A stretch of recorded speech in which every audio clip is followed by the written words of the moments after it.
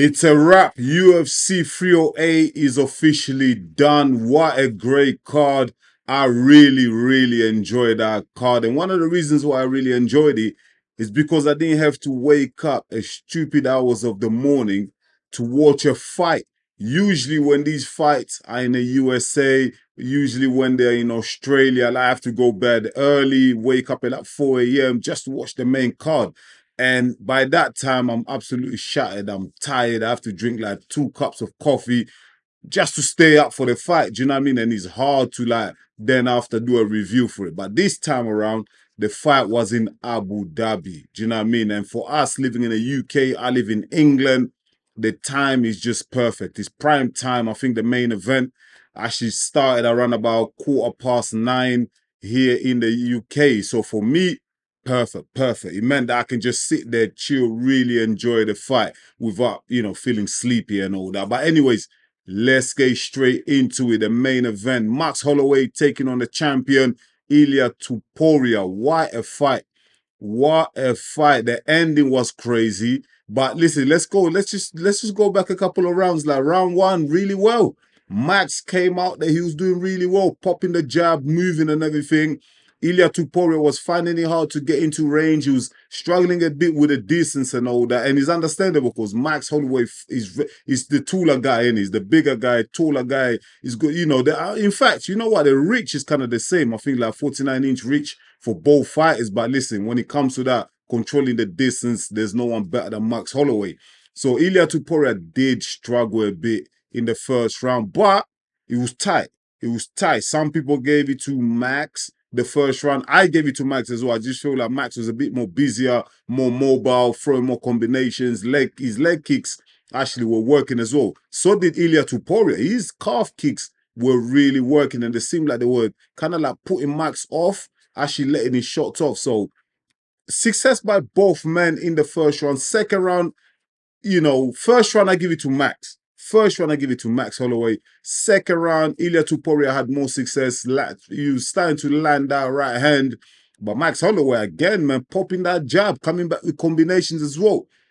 It was a tough one. I think Ilia Topuria did take Max down in the second round here, which we never really see often because Max Holloway's got such a great takedown defense. But Ilia Topuria did manage to take him down, man. Third round, this is where things are starting to get heated. It looked like, listen, going into that third, both men were equal, man. You know what I mean? Ilia Topuria was marked up in the face. So was kind of Holloway as well. But Holloway did look confident. After that second round, even though Ilia Topuria, for me, in my personal opinion, he won that second round. I feel like he landed a more impactful shot. But when they came out, Max Holloway, we're starting to get to the territory where Max Holloway really starts to pick up the pace in it. From the third, the fourth, the fifth, he's got so much experience. He starts to pick up the pace in it. And we haven't really seen Ilia Topuria in this territory before. Like he knocked out Alexander Volkanovski, I think, in the second round in their last fight. So seeing him in the third round, he's starting to breathe a little bit. He's marked up. So I'm looking at these fights and I'm thinking, okay, where's your championship mentality now? Have you got it? Because Max Holloway, he's proven. He's a UFC legend. We've seen him time to time. Like he comes back. He's got great performances. He can fight 10 rounds, no problem. His stamina, his cardio will hold up, no problem. But we haven't really seen this with Ilia Topuria in championship fights against the caliber of fight of Max Holloway. So for me, it was interesting watching the third round. So I'm thinking, yo, this is where Max is going to pick it up, man. Do you know what I mean? This is where Max comes into his own and starts picking the fighter apart, starts getting them tired. As the other guy's getting tired, Max Holloway, that's when his cardio moves up now. That's when he moves up a level. But you know what? That didn't happen. That did not happen because Ilia Topuria shot his lights out. What an incredible fighter this guy is, man. For such a small guy at 145, the power that he possesses on both hands, I was thinking to myself, yo, Max has to watch out for the right hand. I think Ilia Topuria popped Max with the right hand. And after that, when Max was on wobbly, shaky legs, was moving back, as soon as he got to the fence, this is the thing about Ilia Topuria. He's one of the most devastating, savage finishes Once he wobbles you, once he has your shaky legs, as soon as you retreat to the cage, there is no one better at finishing the fight, at shining your light than Ilia Topuria. And that's what happened. Max was on shaky legs. He was trying to get away. Ilia Topuria closed the ring down. He followed him, chased him, popped him with a left that dropped Max Holloway, and then just ground and pound. Hammer face, and he put the lights out of Max Holloway. And you know what, yeah? That's crazy.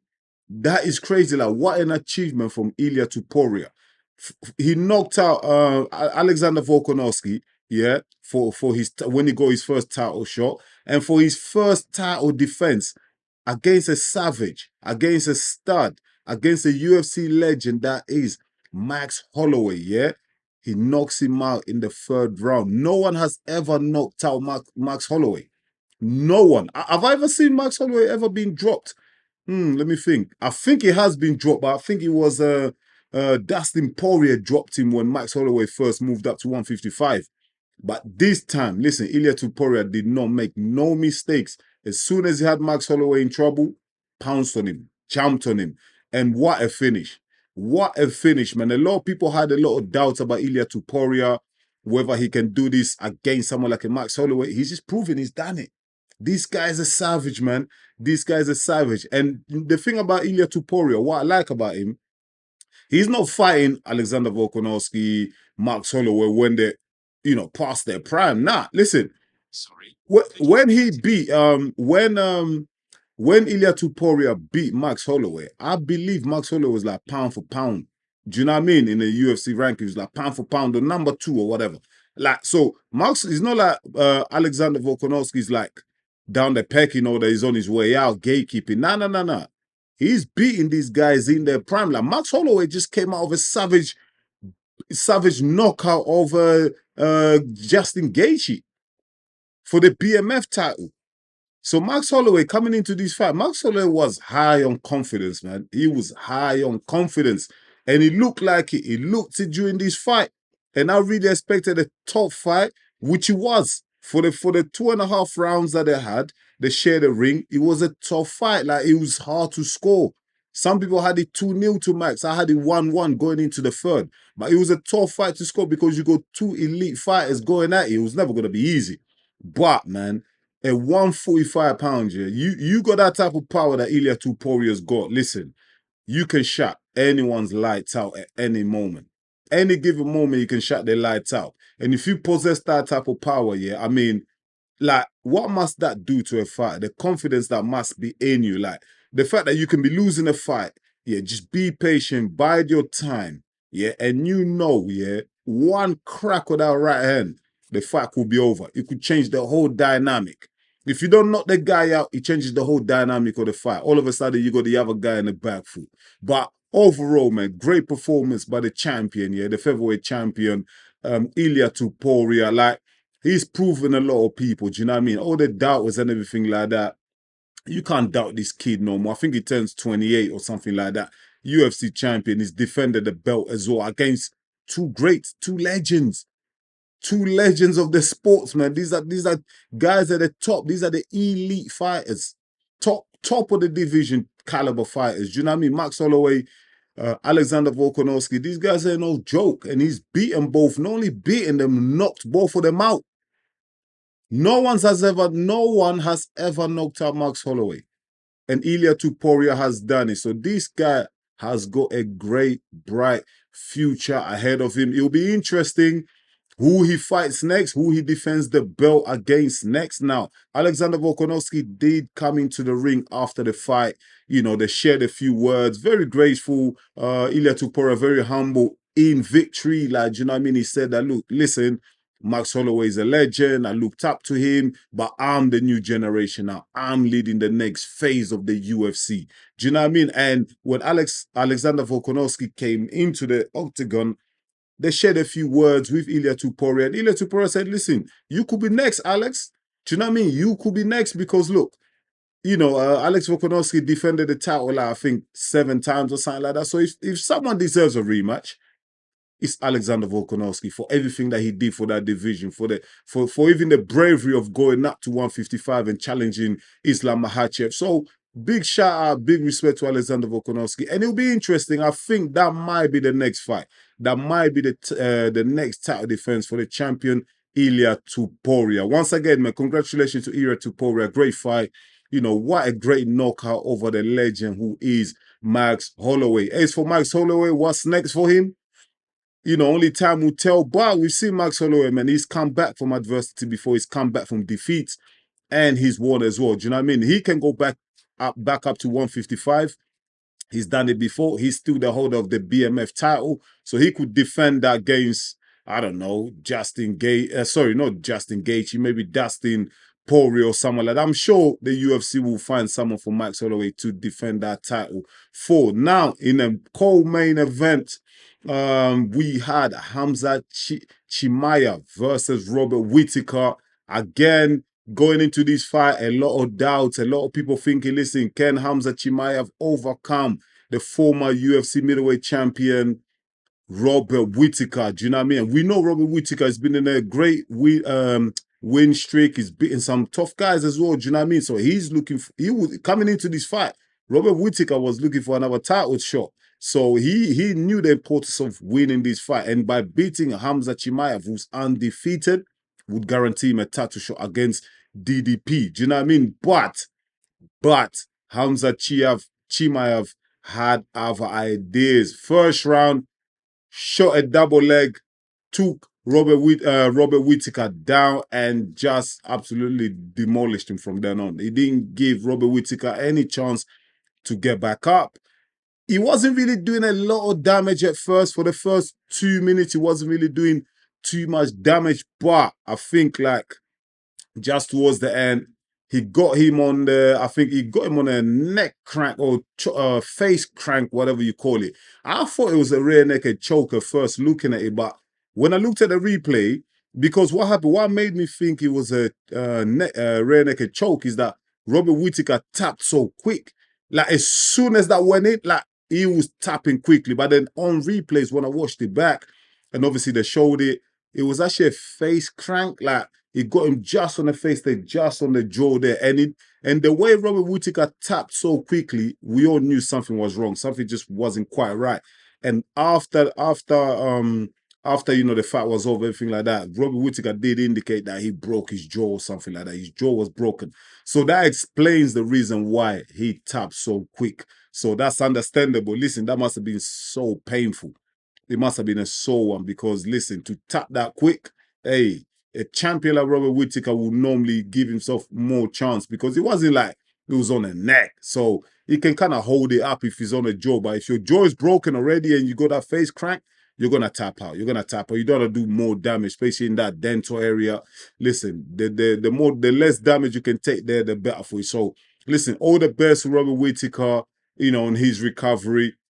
Whether he will ever get another chance at a title shot in the middleweight division, like he has to kind of restart and you know go on another run, is going to be very difficult because there's some savages, some killers in the middleweight division. So for Robert Whittiker, I think for now, the nearest future, he probably won't get another title shot. But he's still young. He's not that old. I think he's like what 31, 32. So he's a young man. So he can crack on. He can But in terms of title opportunities, maybe very looking a bit bleak for him in the near future. But for Khamzat Chimaev, where does he go next? Does he fight Sean Strickland? I know these guys have been training together for a while. They're kind of buddies now. Does the UFC kind of put them together for a title eliminator? Or does Khamzat Chimaev go straight into a title fight against DDP? That will be a great fight, and that's exactly what I want to see. I think that should be the next fight. I think the way Dana White was speaking, the way he was hugging up, talking with Khamzat Chimaev, I think that might be the next fight. DDP might be defending his title against Khamzat Chimaev in the near future. But did we learn a lot about Khamzat Chimaev in this fight? Not really, because he didn't go past the first round. Do you know what I mean? He finished the fight in the first round. He's so explosive, but we do know he does suffer with stamina issues, cardio issues as the longer the fights go on. Now, would he be able to kind of like make changes? You know what I mean? If he does fight for the title, we're yet to see because he wasn't really tested in this fight against Robert Whittiker. A lot of the questions that were asked of him weren't really answered. they weren't answered because we didn't really have an opportunity to see Robert Whittiker on the offensive. So we're just gonna have to wait for Khamzat Chimaev's next fight to get answers to those questions. But listen, overall, great card. There's other fights in there as well that I really enjoyed. But great card, man. Great card all the way. I just wanted to do a quick post fight reaction on UFC 308. Main card, fantastic. Co-main event, fantastic. I really enjoyed it, especially because the fight was prime time here in the UK. Like I said, I live in England. I didn't have to wake up 4 a.m. in the morning, drink 2 cups of coffee just to start try and stay up to watch the main event. So I really enjoyed it, man. What do you guys and girls think at home? How did you see the cards? You know, how did you score it? Did you expect those results? You know, where'd you see Max Holloway going from here? Who do you think Ilia Topuria, the champion in the featherweight division, should defend the belt against? And Khamzat Chimaev, who do you want to see him face next? Should it be straight for the middleweight title against DDP? You let me know. Comment down below. Let me know. I will really appreciate it. Thank you so much for watching EMGM Sports. I'm your boy Enzo. I hope you enjoyed this post-fight review of the UFC 308. Don't forget, if you're new to the channel, like, subscribe. I would really appreciate that. You're going to help the channel to grow, man. Listen, have a great, fantastic weekend, you know, whatever's left of it. And I'll see you on the next one. Peace.